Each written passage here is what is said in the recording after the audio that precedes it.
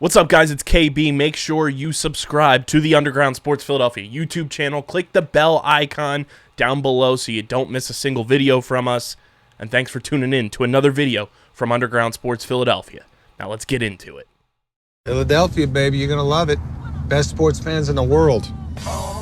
Actually, the worst, but that's what makes them the best. I totally cut you off there, Mark. You're fine. You're fine. I heard your voice and I was like, oh no, we went into the It's fine. It's fine. Great. Just go. Roll with it. Come on. We're live. Welcome back to Top Bins, the show bringing you all the latest from around the world of the beautiful game right here on the Underground Sports Philadelphia Podcast Network. KB, Mark, Harrison coming at you for another week of action. We'll recap everything from another FA Cup weekend. We will recap some Champions League play. We finally got that game in hand with Liverpool and Everton to discuss. And then we'll preview the weekend ahead, plus a whole bunch more. But before we get into everything, make sure you guys are following us on the socials at FC Top Bins on Twitter and TikTok, and at Top Bins Pod on Instagram and Threads. Subscribe to the podcast on Apple, Spotify, or wherever you get your podcasts in audio form. Leave us a 5-star review. It goes a long way for helping the show continue to grow, helps more people find Top Bins, plus all of Underground Sports Philadelphia's podcasts on our network. And subscribe to the Underground Sports Philadelphia YouTube channel. It's youtube.com/@Underground Sports Philadelphia. That's where you get full video episodes of every podcast done on our network each and every week. We surpassed 1,000 subscribers, so thank you all for helping us hit that goal. On to the next 1,000. We're currently at 1,022, so let's keep that train rolling. Leave a like on the video, drop a comment in the comment section, and of course, click that bell icon so you know whenever new videos go live. And this show is proudly powered by Classic Football Shirts. They've got the best, just vintage looks for all of your favorite teams. They've got collections for Messi, Ronaldo, Premier League. They've got the clearance section that, hey, you find some gems in that clearance section for an affordable price. They've even got some 2025, 2026 drops already locked and loaded. Use our link in the description and shop Classic Football Shirts to upgrade that wardrobe and support your favorite club. Again, link in the description, and shout out to Classic Football Shirts for powering the podcast. Boys, we have some business to attend to. First things first. Go fucking Birds. Go Birds. Go Birds. Did it in front of Messi. Messi was in the building and got to witness true greatness for the first time. True greatness. Yeah, but Messi, all them being there is like the real polar bear in Arlington, Texas. Yeah. Like, what are they doing there? Hey, I think I don't know which one of his kids it was, but one of them was wearing an Eagles jersey. So love to see it. This kid knows ball. I don't know if it was Tiago or I forget the other one's name, but either way, shout out to the Messis. But yeah, go Birds. We got some FA Cup to dive into. Do we? It was one of us still has a team alive, which is great. And I've said from the moment that I announced my fandom, it was all eyes on the FA Cup. And that's where we are, all eyes on the FA Cup. But we'll go through some of the games, talk about some of the highlights of everything, and obviously I will wax poetically about Brighton taking down Timu Brighton, a.k.a. Chelsea. Man United beat Leicester City 2-1. Good win for Man United. They stay alive in extra time against Leicester. I thought that one was going to go to penalties before that final goal, but they get a nice win there to keep their FA Cup hopes alive. Man City survives Leyton Orient 2-1. Millwall sends Harrison's second favorite team, Leeds United, home. So you and Chelsea will be sitting on the couch together, Leeds. Even Ipswich Town won in the FA Cup fourth round. They win 4-1 over Coventry. Preston beats Wycombe in penalties 4-2. Cardiff City wins in penalties 4-2 over Stoke City. That game was 3-3. The other game was 0-0 before penalties. Burnley pulls the quote-unquote upset as a non-Premier League team right now over Southampton, 1-0. Bournemouth takes down Everton 2-0. Fulham gets a 2-1 victory to advance. Newcastle takes down Birmingham 3-2. Brighton take down Chelsea 2-1. Wolves take down Blackburn Rovers 2-0. Upset of the century, Plymouth Argyle taking down Liverpool 1-0. Aston Villa win 2-1 over Spurs. Crystal Palace beat Doncaster 2-0. And then Nottingham Forest go to penalties and win 4-2 against Exeter City. Thoughts on the fourth round, boys, before I just wax poetically about how Mitoma is just the fucking best. So I was working an 11-hour shift on Saturday. I didn't get to watch too much of the footy. And I'm so glad I wasn't able to, because that was, from what I can tell, a horrific performance out of my Blues. So I'll let you wax the poetic about your Brighton. Let me just talk shit on my fucking Chelsea real quick. Thank God the Eagles did the damn thing the next day, because I would have been so pissy today while we recorded this, knowing that we have to talk about the end of the season later and how things didn't shake up how we really wanted them on the Eagles side of the ball. Thankfully, that's not happening. Thankfully, we get to have the most fun time of our lives talking about how we're world champions. And yes, I say world champions because it's the biggest competition in American football in the world. But yeah, Chelsea just let me down yet again. It seems like the magic that early season had is gone. And we will be lucky to finish in the top 4 this year. So all eyes on the Europa Conference League. Let's get a trophy this year. Please, for the love of God, if you screw up the Conference League against a bunch of farmers from Ukraine and Uzbekistan, I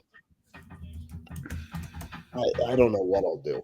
Just focus on the offseason at that point. I think the best part about Brighton winning this is Chelsea didn't even score a goal of their own. Our goalie gave you your lone goal early, which could have gone horrendously wrong coming off a 7-0 shit pumping to Nottingham Forest.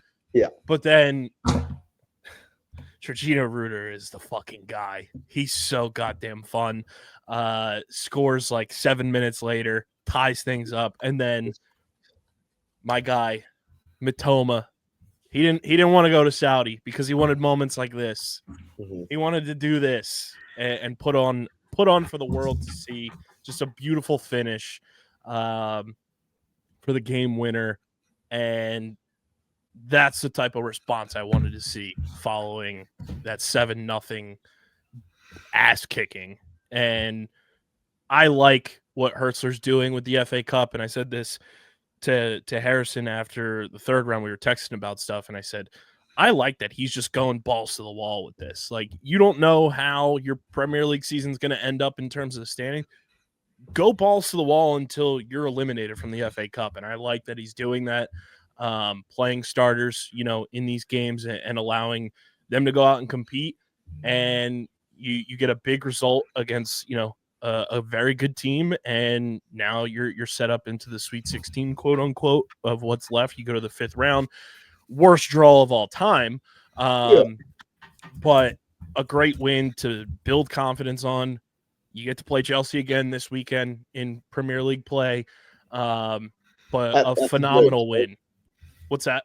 It's at the Bridge, right? I believe so. Hopefully we'll get our get back this week. We'll talk about that later when we preview the Premier League. But to go off what you were saying about Brighton, you guys are treating the FA Cup the way middle of the pack NBA should be treating the NBA Cup. Like, I respect the hell out of what you guys are doing in the FA Cup. And now I'm pulling for you guys in the FA Cup since you knocked us out. It's the same way. Good for the program. Good for the program. It's the same way Packers, Rams, and Commanders fans should have been cheering on the Eagles in the Super Bowl after getting waxed by us. That Premier League game is at the Amex, so Brighton's home again. But yeah, great win. Very happy. Mitoma looked great. The boys look good. And it was very funny that all the guys that fell down in front of the goal on Mitoma's goal were all former Brighton players. Yeah. That was great. You're our feeder system. What can I say? In Mark's all-time hate watch as well, Aston Villa takes down Tottenham, which was just a good result for him. No, nonetheless, Tottenham out. Villa, I mean, it's going to be fascinating with them because obviously they finished top 8 in Champions League. They advance here in the FA Cup. A lot of new faces on that team. I'm just intrigued to see how their season continues to kind of like unfold with 3 competitions that they're in and trying to integrate a whole bunch of new faces into their system. It's going to be fascinating to watch. Mm-hmm. I agree. Liverpool out. What a win for Plymouth. They also get a pretty shit draw as they have to take on, I think, Man City next, if I'm not mistaken. Hey, if they beat Liverpool, they can just be saying, "Why not us?" That's Why true. Not again? They have nothing to lose.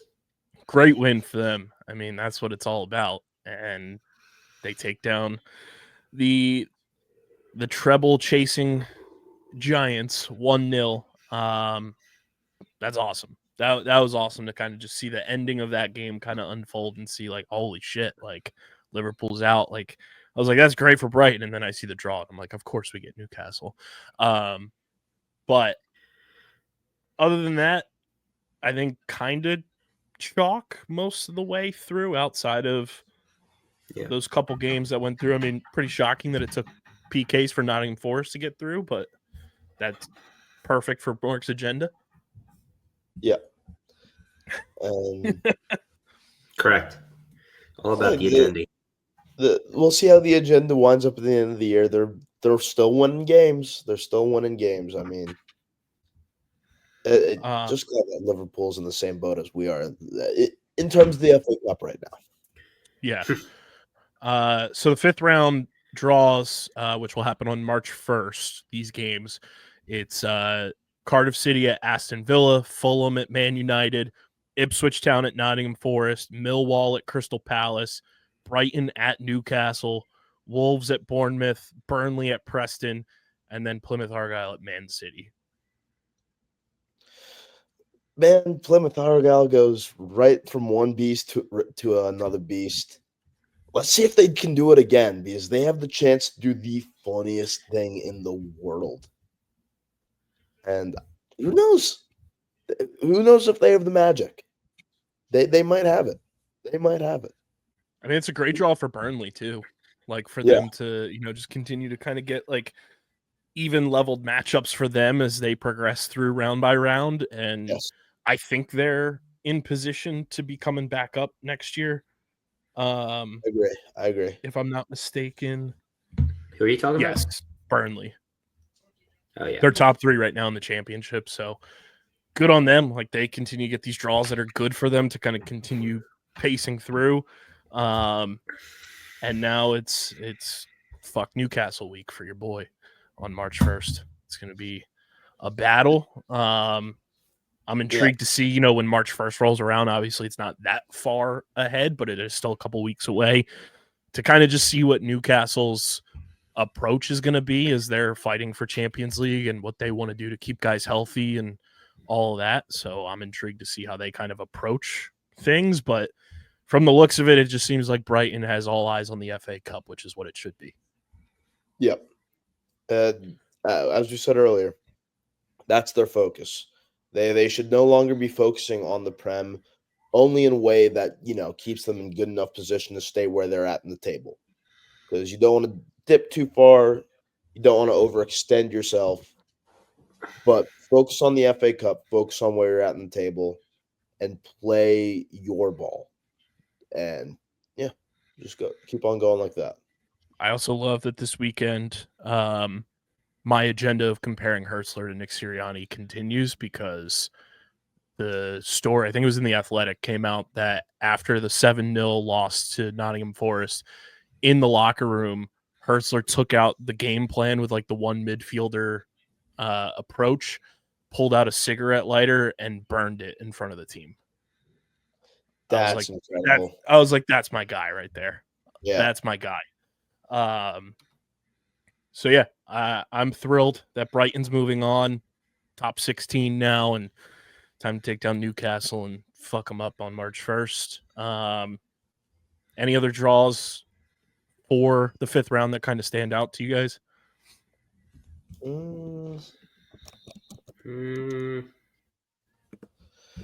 I guess United Fulham.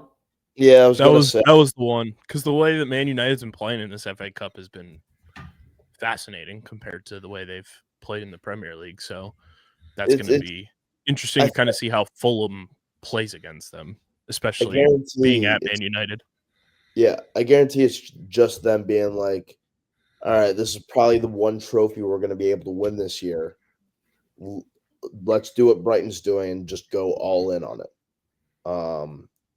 But I think Fulham has the potential to pull off the I wouldn't say upset because they're very close. They're pretty close to each other on the table. But I think they can stop Man United in their tracks. I also think by the time March 1st rolls around, it's going to be interesting to see what Aston Villa is doing with the Champions League and how they approach their game against Cardiff City. So that'll be fun. Very excited. So when March 1st rolls around, we will be locked and loaded once again on the FA Cup. But speaking of Champions League, we've had some of the – are they calling it the knockout playoff? Or is it just like the playoff round? It's the playoff round to get to the knockout stages. Yeah. So we've had the playoff rounds going, and our Champions League coverage brought to you by Paramount Plus. Guys, you can watch every single game, every single round of the Champions League on Paramount Plus. It is the place for Champions League action. Use our link in the description. Sign up for Paramount Plus today, and don't miss out on any Champions League action with our friends at Paramount Plus. Again, use our link in the description. Sign up for Paramount Plus for free, or sign up in general and check out everything that Paramount Plus has to offer on their extensive catalog. And don't miss a single second of Champions League action only on Paramount Plus. So we had games yesterday as we record this on Wednesday, and then we had 4 games today as well. PSG doing what we expected PSG to do. They win 3-0 against Brest. Dortmund get that 3-0 win against Sporting. Juventus beat PSV 2-1, and then Real Madrid take down Man City 3-2. Atalanta losing, kind of surprising with the way they've been playing. Club Brugge get a 2-1 win there. Bayern take down Celtic 2-1. Benfica get a 1-0 win. Monaco catches a red card in that game, and then Feyenoord pull the quote-unquote upset over Milan 1-0. Some impressive wins by a few teams. What stood out to you guys in terms of these initial games and how it'll play a part in, the second matchups between these teams?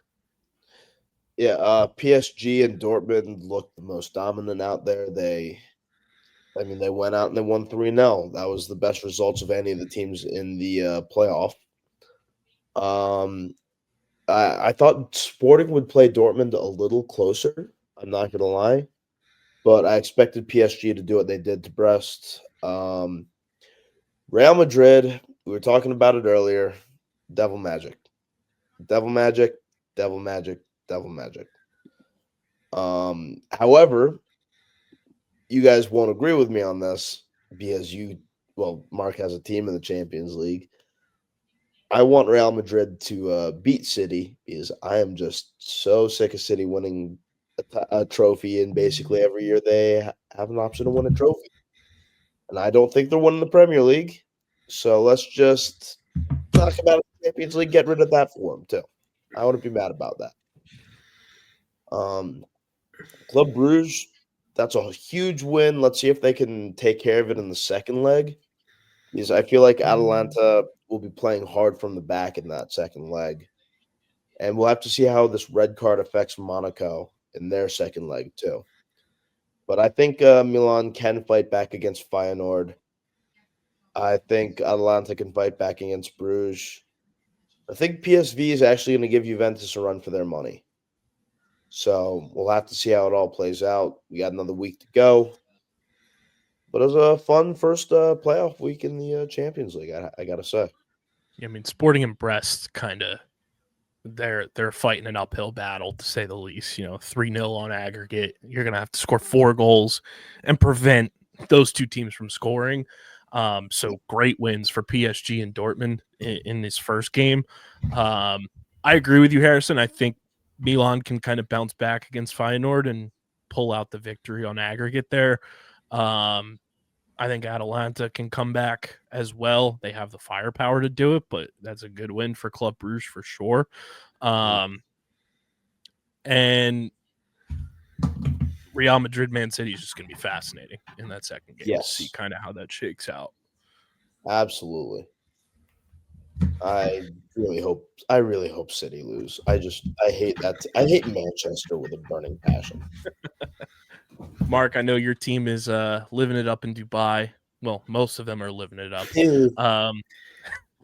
What's your takeaway from the first game's potential draws? Obviously, we still have a couple weeks before the next draw, but who's kind of on your radar of way they played to this past couple days versus who you'd want to potentially see Arsenal match up with in the Champions League? So they'll play either the winner of either Feyenoord Milan or Juventus PSV. I feel confident about any of our chances against any of those teams personally. I think I'd want to take Feyenoord on, to be honest, because they just sacked their manager too.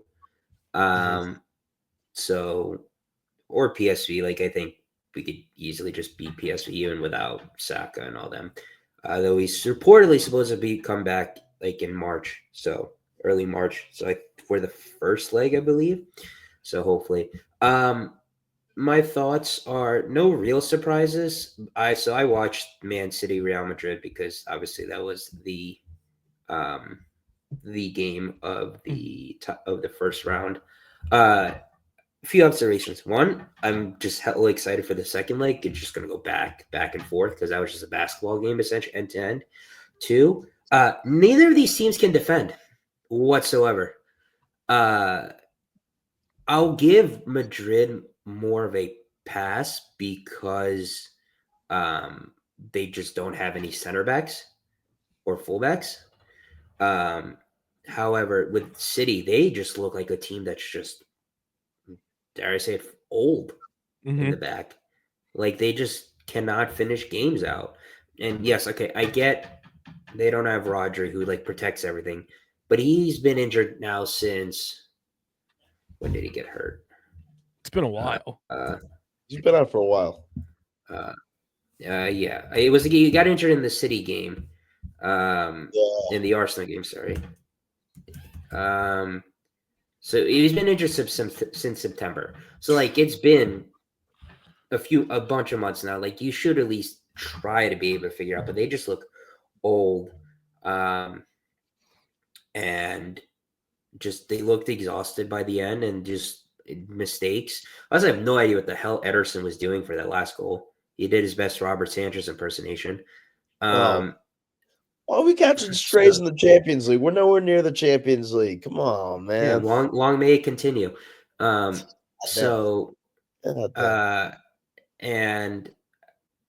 just seemed inevitable. I also did enjoy seeing Mbappe and Haaland each scoring, trying to one up each other. That was pretty cool.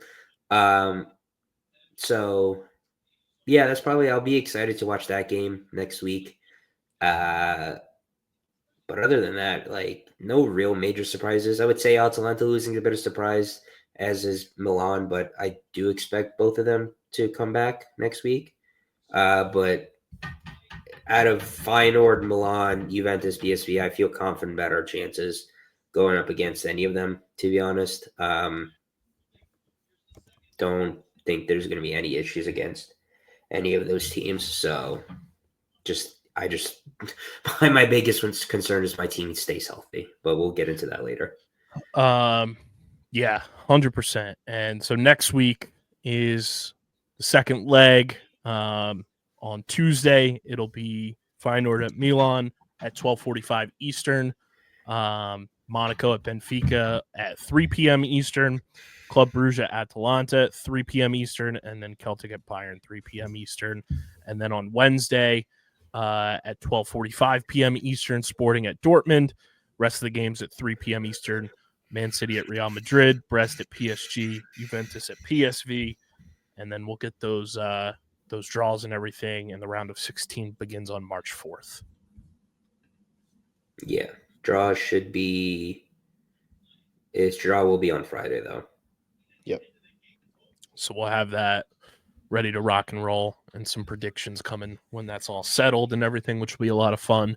But yeah, Champions League rocking and rolling again, kind of full swing on the docket for us, which is exciting. Shall we get to Premier League play, boys? Let's do it. It is brought to you by our friends over at Biñho. We love Biñho. It is the next big tabletop game for your man cave, your she shed, your tailgates.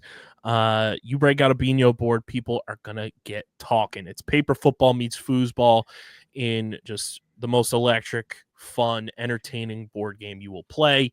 You can use our link in the description, shop all of their boards, accessories, merchandise. They have officially licensed Liverpool, Man City, Arsenal, and Juventus boards.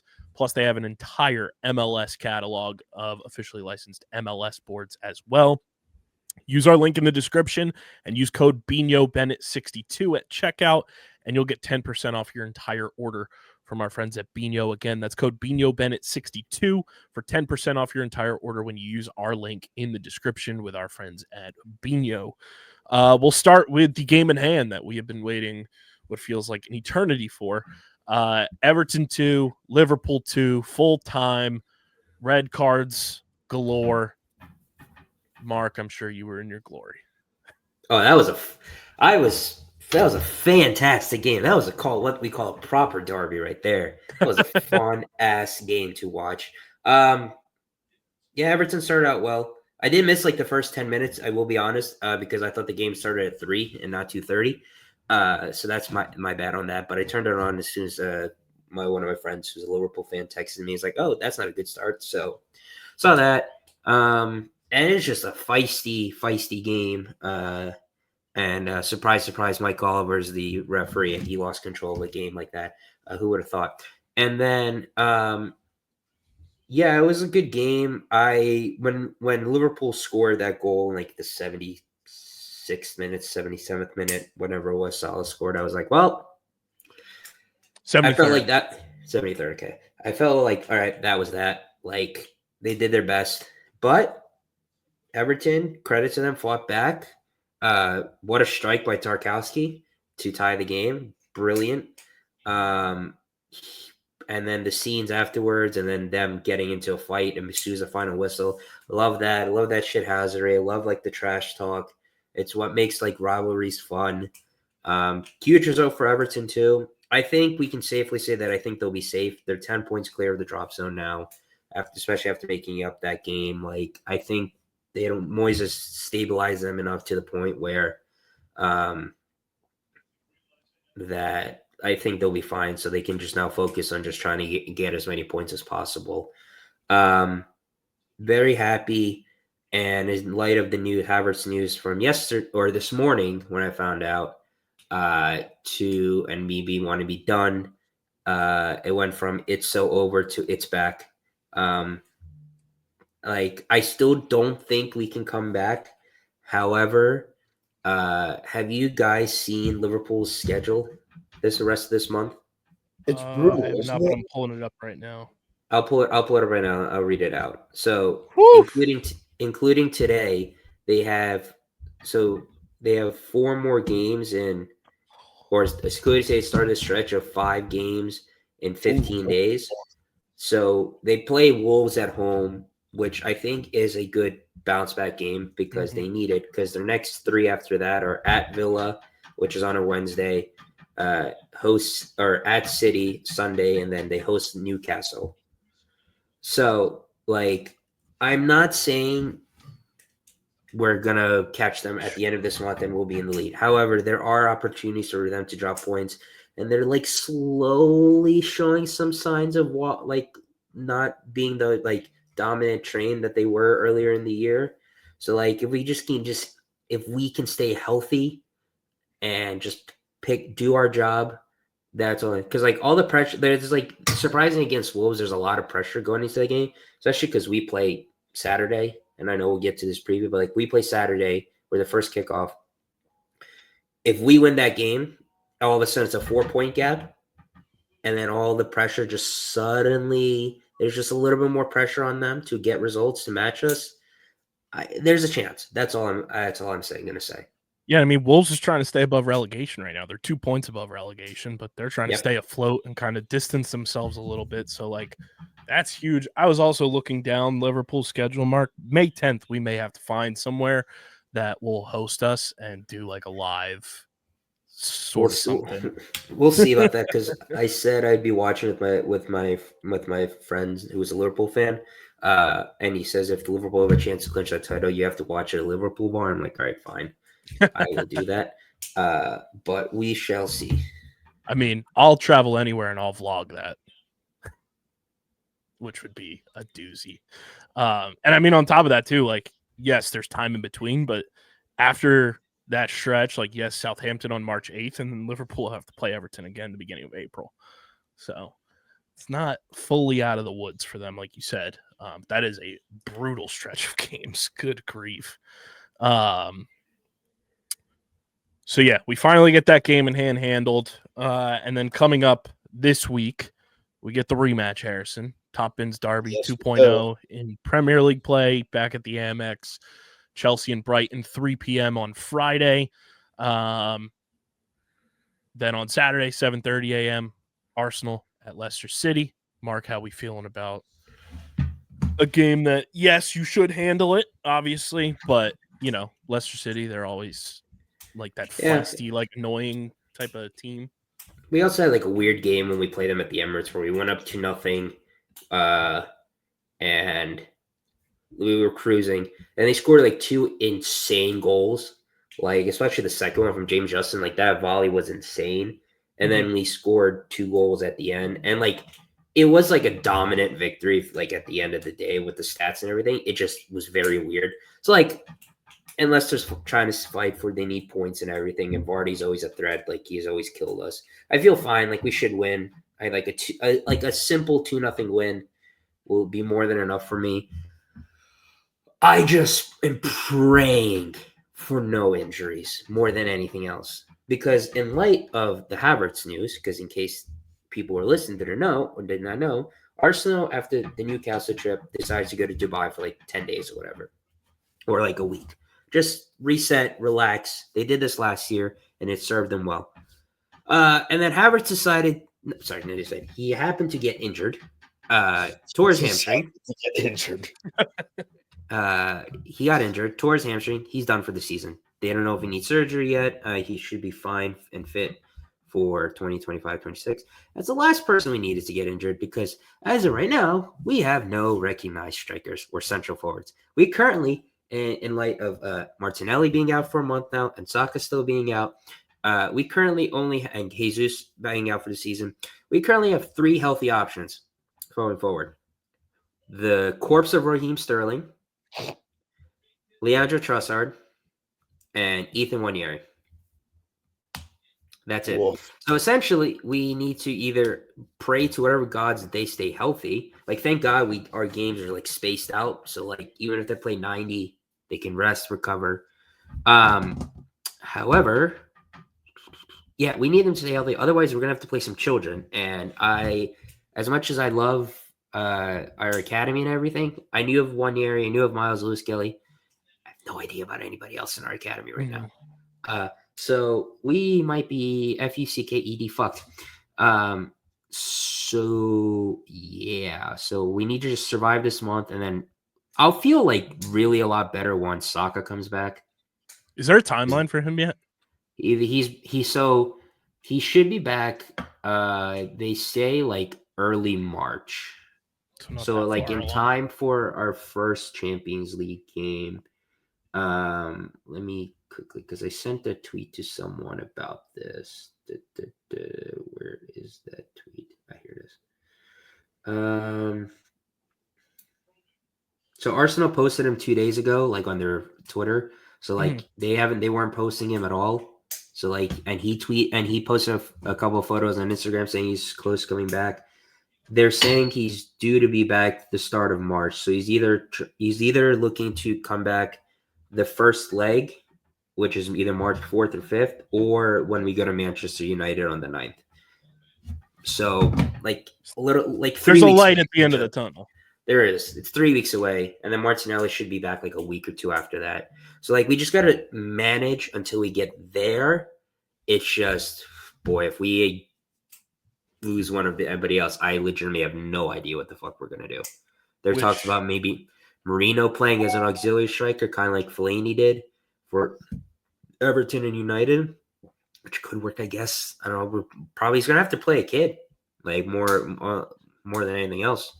Your big game, which will be ultimate bragging rights for you for your agenda, is that February 26th game against Nottingham Forest. Correct. Yes. Like because my long team as you knows stay how to like clean through that game and everything, like you should be all right. Yeah, and like our next 2 games are winnable. So yeah. And unlike Harrison, my team knows how to beat Forest. So hey, watch Forest shut you right up on when they play you guys. So if they beat us, I will gladly come on the next podcast and eat crow and say I was wrong. Good thing that's not going to happen. Lock it in right now. Lock it in right now. You can clip that and everything. And when they win, I want you to play it right back, and I'm going to tell you all to suck my dick. All right. What do you say? Fuck me, foe. We got Brentford at West Ham at 10 a.m. on Saturday. And I believe the rest of the games on Saturday, outside of Everton Crystal Palace, that's at 12:30. The rest of these games are at 10 a.m. Bournemouth, Southampton, Ipswich Town at Aston Villa, Newcastle at Man City. That's going to be a doozy. Nottingham Forest at Fulham. That's going to be a lot of fun as well. And then Everton Crystal Palace is, like I said, at 12:30 on Saturday. And then on Sunday at 9 a.m., Wolves at Liverpool. And then at 11:30, Man United at Tottenham. Isak's going to destroy Man City. God. That's going to be insane. It's not going to be pretty, that's for sure. Still hope we never see him in that stupid red color that Arsenal wears. I would love to see what to see Isak and Haaland kind of go like blow for blow in that game would be so That's gonna be fun. That's gonna be very fun. I mean, I will be rooting for City because I need Newcastle like stop dropping, because like if they only get Europa League or even Conference League, for example, then like he's not going to want to stay there. So yeah, that's going to be a lot of fun. I think Fulham Nottingham Forest is going to be a lot of fun as well. And then, I mean, the shithousery in Man United and Tottenham is going to be absolute scenes. Yeah. But it all gets started on Friday when Brighton take on Timu Brighton, aka Chelsea. We're going to get our get back this week. Cole Palmer's going to score 10 goals. And it's going to be 34-6 by the end of the third quarter. And this isn't the Super Bowl, buddy. Can I just keep reliving Sunday night instead of worrying about this? Yeah, easily. You just need to rewatch the highlights. Yeah. That's what I've been doing. That's what I have been doing as well. My sleep schedule is completely screwed thanks to my work schedule. But like, whenever I'm awake and not recording or at work, I am rewatching those highlights. But yeah, I think on a Friday at the bar, I will dedicate one TV to the Brighton and Chelsea game, and then the other ones around the bar are just going to be the championship parade. West Ham's gotta feel like they are in a must win against Brentford, right? Yeah, this is This weekend. Like they're clear enough of Wolves points wise, but I feel like that's a game where like it's a somewhat even playing field of an opponent that like you want to see some sort of stuff starting to round into form. If you're No, what a must-win game for them is like if they play Southampton or something like that, like where there's the bottom can't feeders. lose. No, no, they do play Southampton again. No, they need it's like something like that. Like a win would be great, but it's not like the end of the world if they don't win. I'll say that. Any other games from the slate stand out to you guys coming up?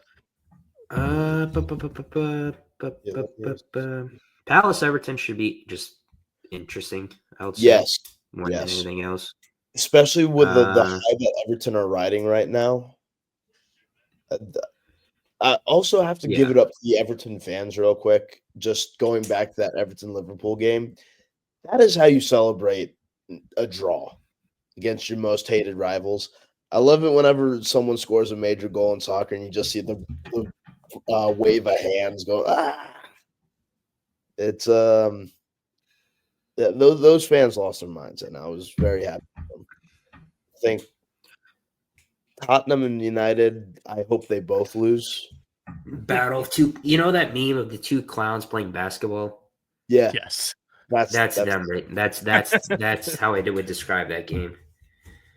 Yeah. Hopefully they both lose.